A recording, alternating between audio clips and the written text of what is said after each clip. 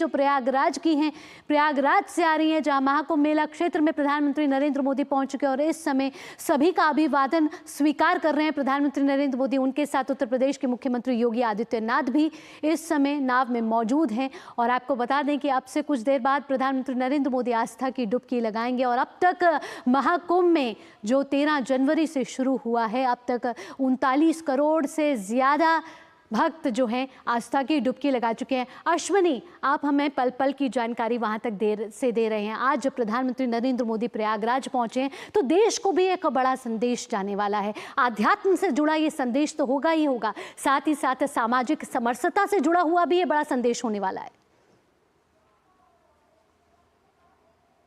पारमार्थिक रूप से, पुरुषार्थिक रूप से सबसे बड़ा ये दृश्य पूरी दुनिया देख रही, जब प्रधानमंत्री नरेंद्र मोदी 13 दिसंबर के बाद आज फिर 5 फरवरी को त्रिवेणी तट पर पहुंचे हैं। इस मामले में भी बेहद विशिष्ट है, क्योंकि प्रधानमंत्री नरेंद्र मोदी महाकुंभ का साक्षात्कार तो कर ही रहे हैं, साथ ही साथ प्रधानमंत्री नरेंद्र मोदी आज जिस योग में पहुंचे हैं, यह अद्भुत संयोग है।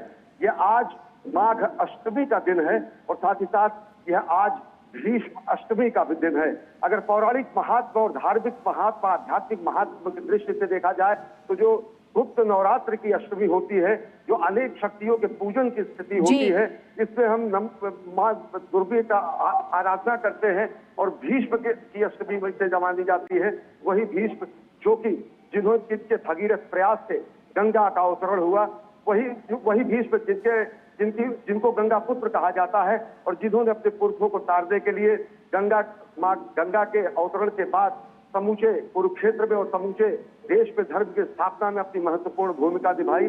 तो भीष्म अष्टमी के दिन और माघ अष्टमी के दिन प्रधानमंत्री नरेंद्र मोदी पहुंचे हैं त्रिवेणी तट पर और स्नान करेंगे, ध्यान करेंगे। स्नान और ध्यान के बाद राष्ट्र प्रधानमंत्री को इस रूप में दुनिया देखती है तो प्रेरणा लेती है कि किस तरीके से विकास भी और विरासत, सनातन भी और शाश्वत भी, धर्मनिरपेक्ष भी और शाश्वत सनातन मूल्यों के जो वास्तविक स्वरूप हैं, जो वास्तव में धर्मनिरपेक्ष स्वरूप में पूरी दुनिया के सामने भ्रातृत्व और बंधुत्व की मिसाल पेश करते हैं, जो सबको संवेद, समवाय, सार्वभौम रूप में एकाकार करते हैं, उसी रूप को आज पूरी दुनिया देख रही है। तो प्रधानमंत्री नरेंद्र मोदी गंगा में अवगाहन करते हैं, अर्पण करते हैं, तर्पण करते हैं, अर्घ्य देते हैं, वंदन करते हैं, अभिनंदन करते हैं, क्योंकि ये माना जाता है कि यहाँ का कंकर कंकर शंकर है और यहाँ पर साक्षात हरिहर दोनों मौजूद हैं, शंकर भी है, विष्णु भी है और उसी प्रयाग की धरती पर प्रधानमंत्री पहुंचे।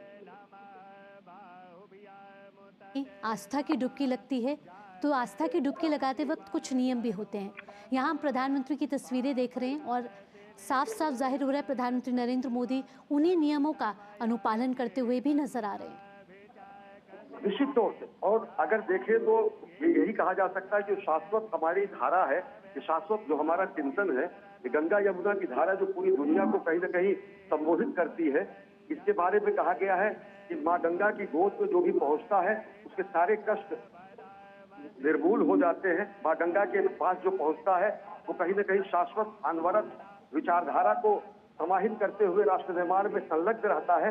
और इन्हीं धारा के बाद के लिए कहा गया है, इस धारा यह कलकल छल छल बहती, क्या कहती गंगा धारा, युग युग से बहता आता यह पुण्य प्रवाह हमारा। इस धारा में घुल मिलकर वीरों की राख बही है, इस धारा में कितने ही ऋषियों ने शरण कही है, इस धारा की गोदी में खेला इतिहास हमारा, यह कलकल छल छल कहती, क्या कहती गंगा धारा, युग युग से बहता आता यह पुण्य प्रवाह हमारा। और इसी पुण्य प्रवाह में इतिहास रच रहे हैं, गंगा की लहरों पर नया इतिहास रच रहे हैं प्रधानमंत्री नरेंद्र मोदी।